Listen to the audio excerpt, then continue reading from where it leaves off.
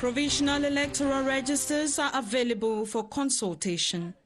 Have you noticed any errors or omissions on your personal details? Cases of multiple registration or deceased loved ones? Well, wait no more. Report to the Lekam Council branch where you got registered and our field staff will do the rest. Let's work together for the establishment of a credible electoral register. This is a message from Elections Cameroon.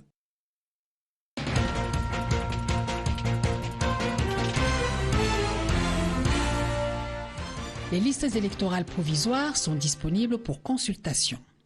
Avez-vous constaté des erreurs sur vos données personnelles, une omission, un doublon ou des cas de décès des membres de la famille? N'attendez pas, signalez-le à l'antenne communale et les CAM de votre lieu de résidence et nos équipes feront le reste.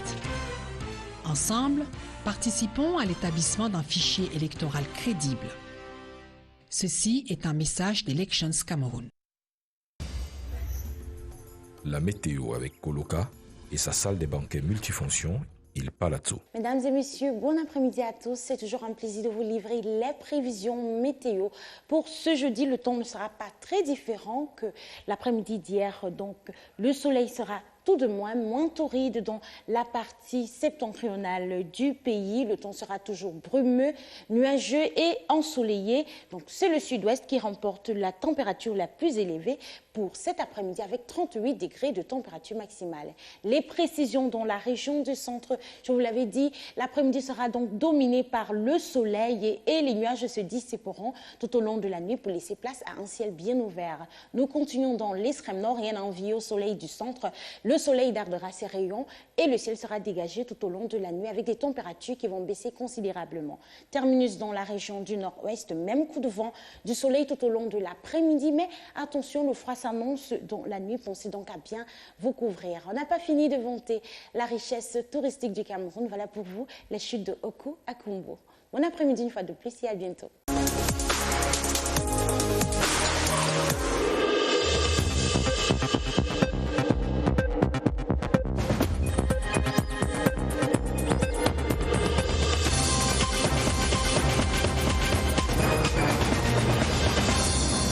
Mesdames, Messieurs, bonjour, bienvenue au journal de 12h sur la CRTV. Bonjour, Kuitabel Kiali. Bonjour, Sidoine.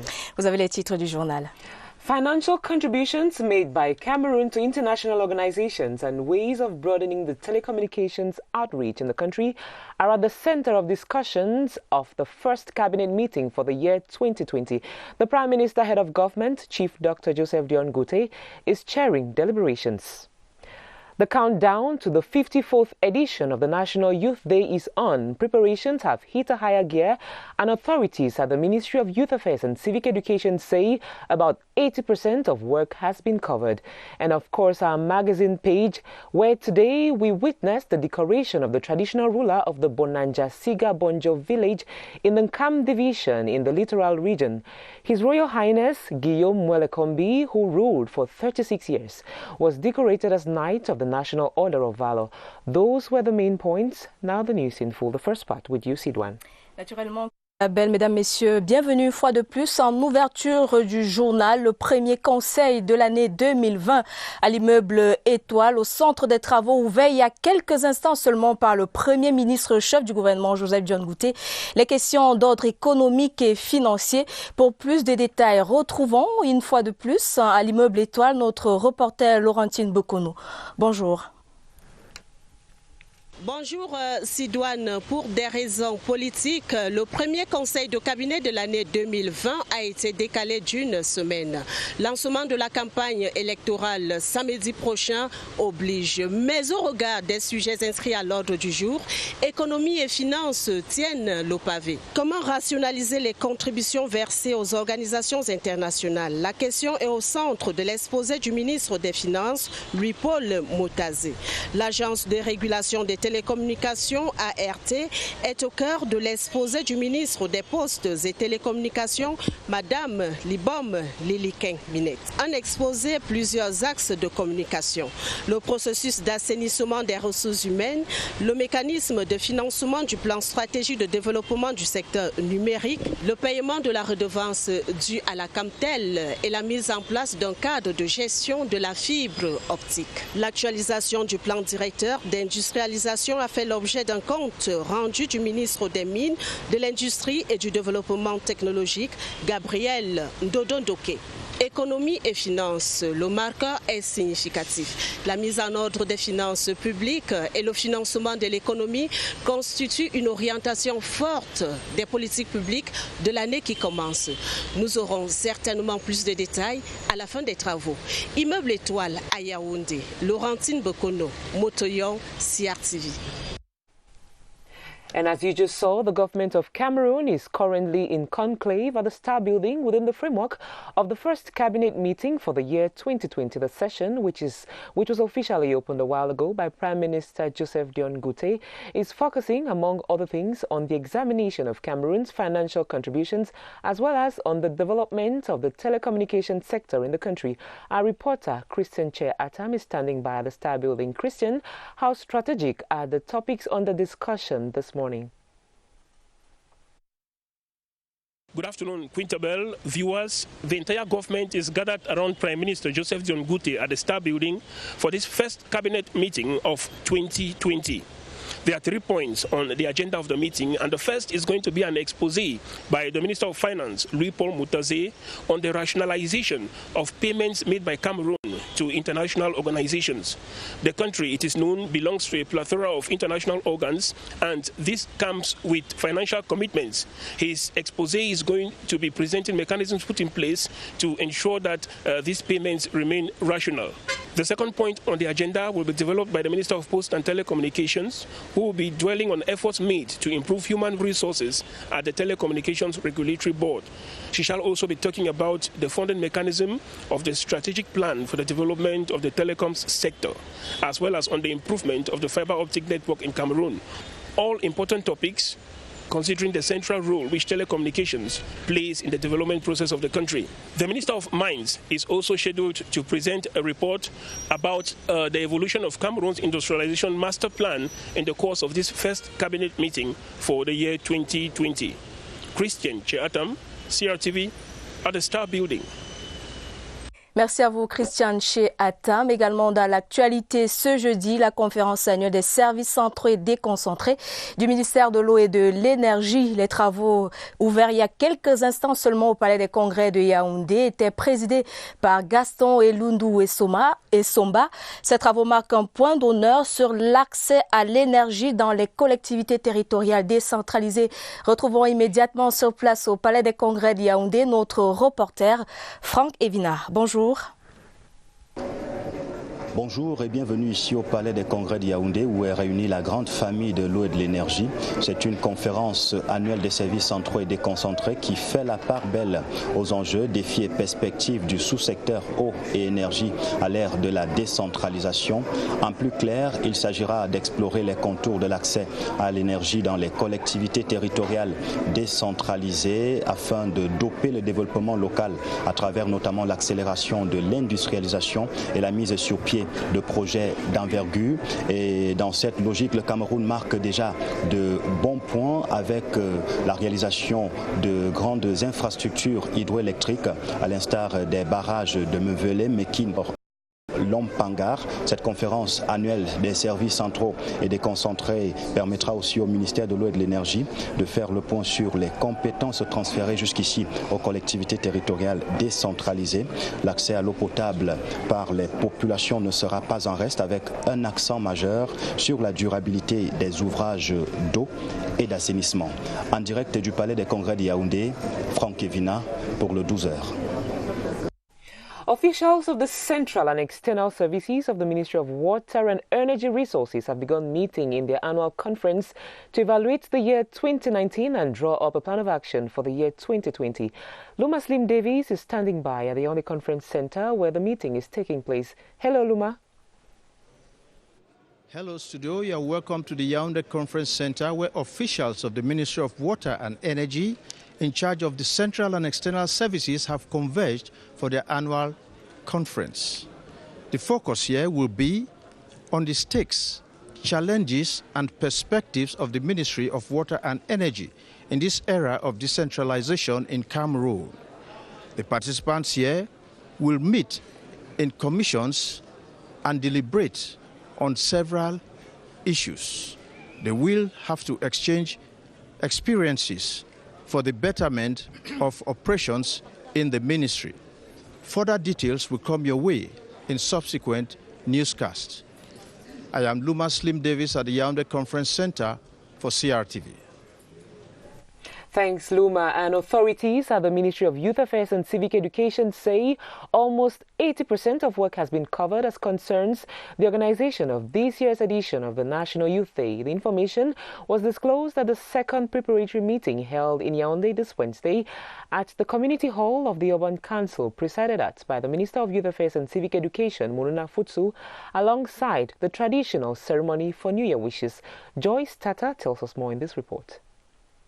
Few more weeks to the celebration of the Cameroon Youth Day, officials meet to make hay while the sun shines for the success of its 54th edition. To achieve this, they say there is need to take stock of the groundwork already covered. From the 1st till the 11th of February, the Youth Village will be opened at the Yaoundé Multipurpose Sports Complex, and anyone interested can call the toll-free number 1505 to have details on the celebration.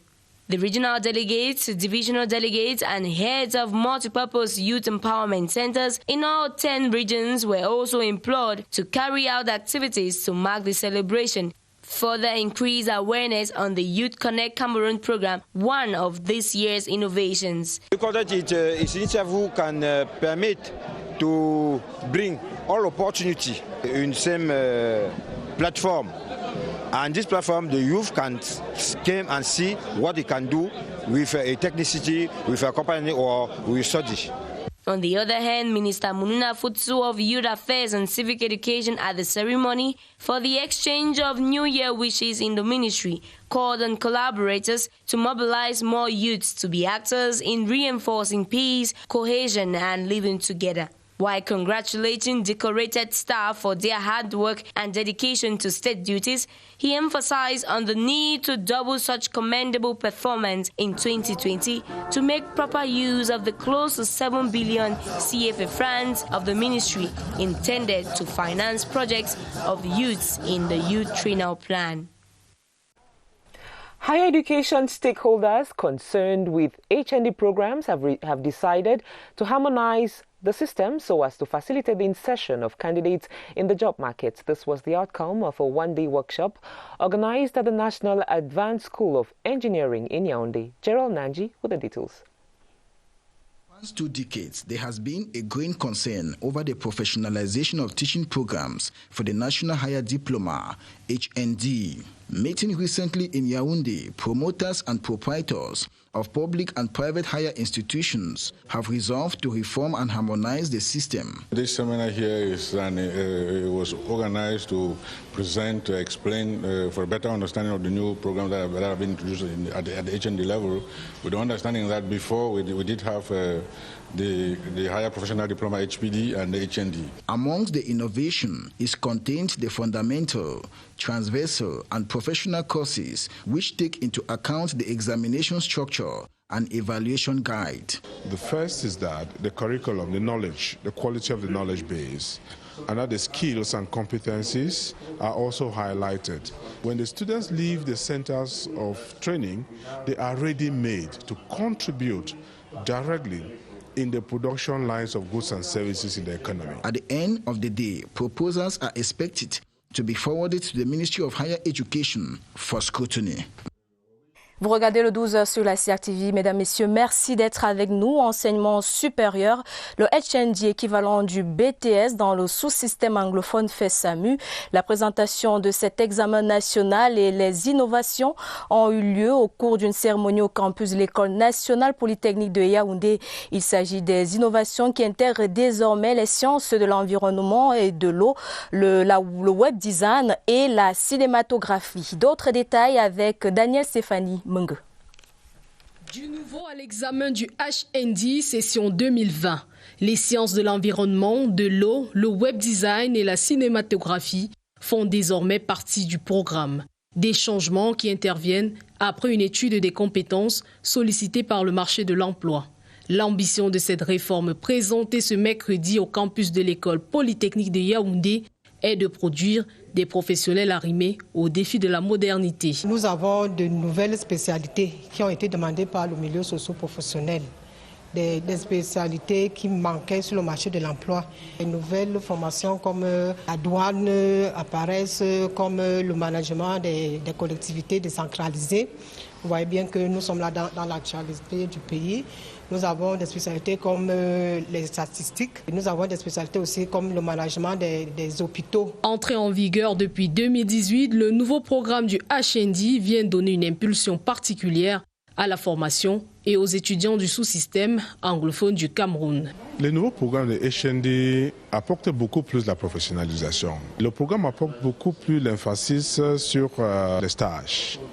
Comme ça, les étudiants sortent des centres de formation prêts, comme on dit ready-made, pour porter leur appui professionnel dans la ligne de production des services. Les 4000 candidats au HND 2020 seront donc les prémices d'une nouvelle ère de la professionnalisation des apprenants.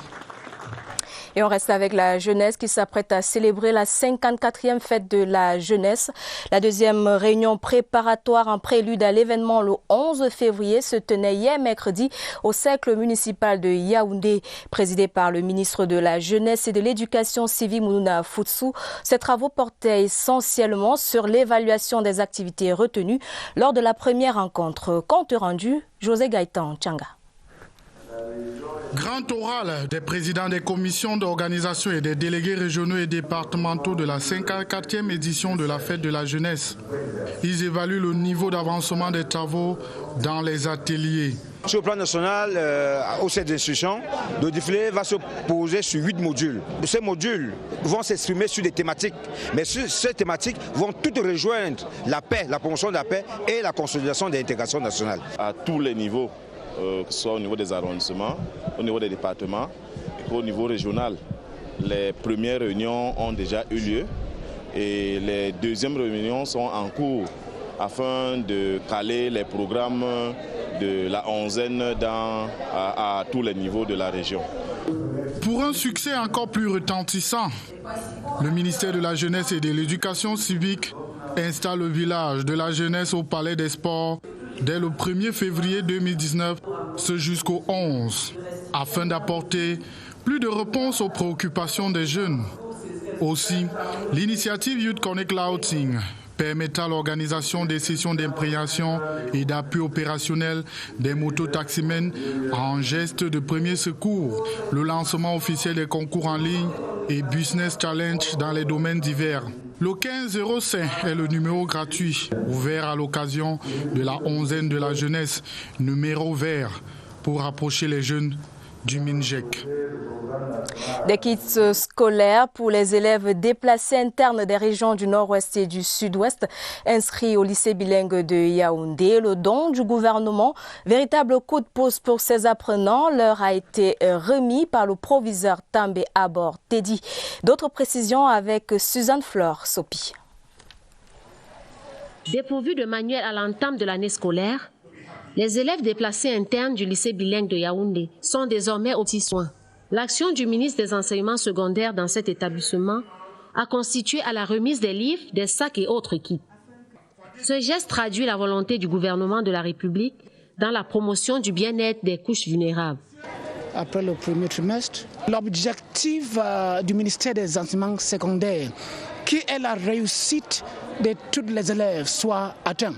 Et j'ai invité les élèves aujourd'hui, les élèves qui ont été inscrits au lycée bilingue de Yaoundé au cours de l'année scolaire 2018-2019 de recevoir. C'est bien vrai que ce n'est pas tout le monde qui est là. Il y a d'autres qui ne sont plus là. Donc, voilà pourquoi il y a certains livres, certains kits qui restent et que nous allons faire le point pour envoyer ça au délégué régional. En retour, les élèves ont été appelés à être davantage appliqués dans leurs études.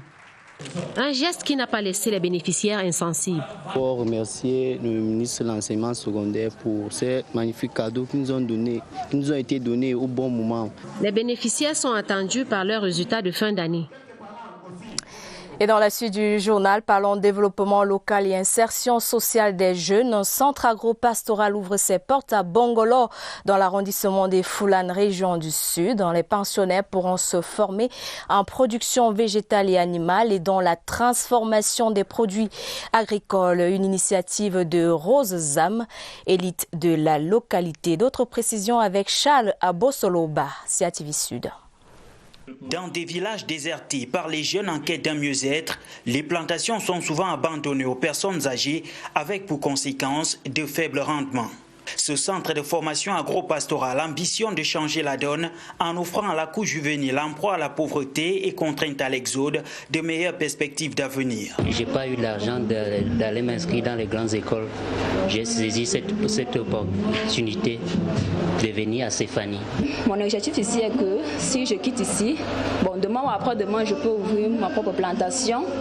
Ils sont 17 jeunes âgés entre 18 et 35 ans à avoir pris dès le départ ce train de la révolution agro-pastorale dans l'arrière-pays. La structure de formation dispose d'une salle de classe, d'un réfectoire, des 2 dortoirs, des 2 logements d'astreinte pour formateurs, d'un centre multimédia et d'un bloc administratif.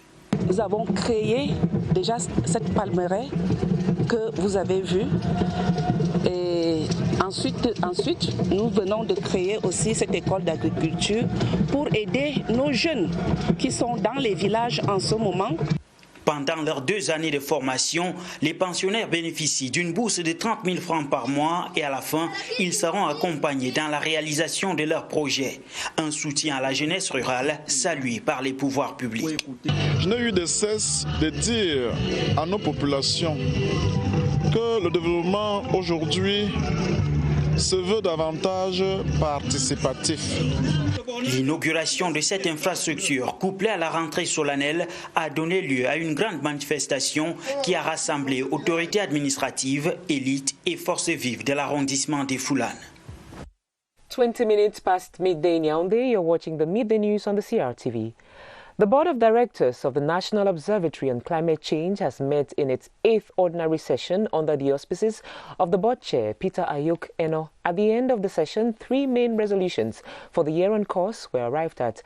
In the following excerpt of an interview, the Deputy Director of ONAC, Patrick Fogab, expatiates on the perspectives for the year. He was interviewed by Natasha Lehman.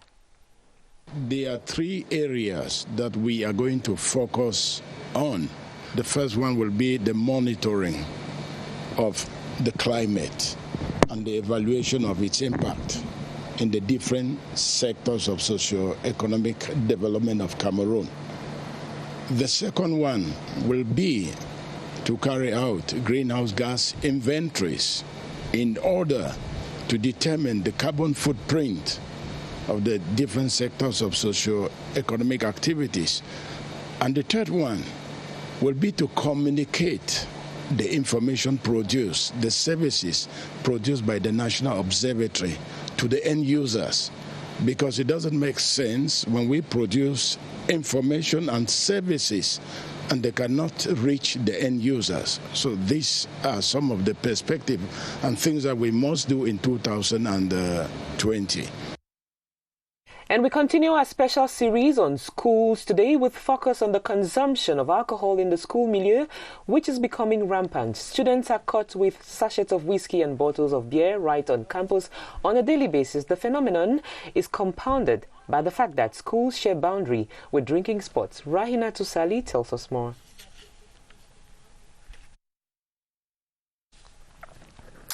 Et nous reviendrons certainement sur cette actualité au cours de cette édition. Le temps pour nous de prendre l'actualité diplomatique.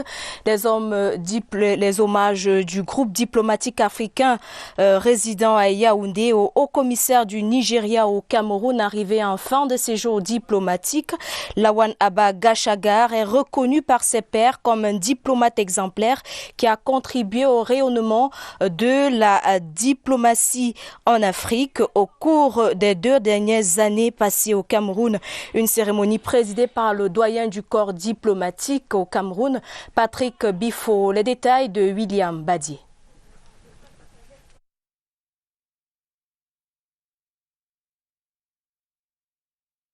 Des soucis avec cet élément, Quintabel. On va mettre un thème à cette édition, mesdames, messieurs, en vous remerciant de nous avoir suivis. Prochain rendez-vous avec l'information à 19h30 en langue anglaise et à 20h30 pour les informations en langue française. Bonne journée, Quintabel. Meilleur à vous.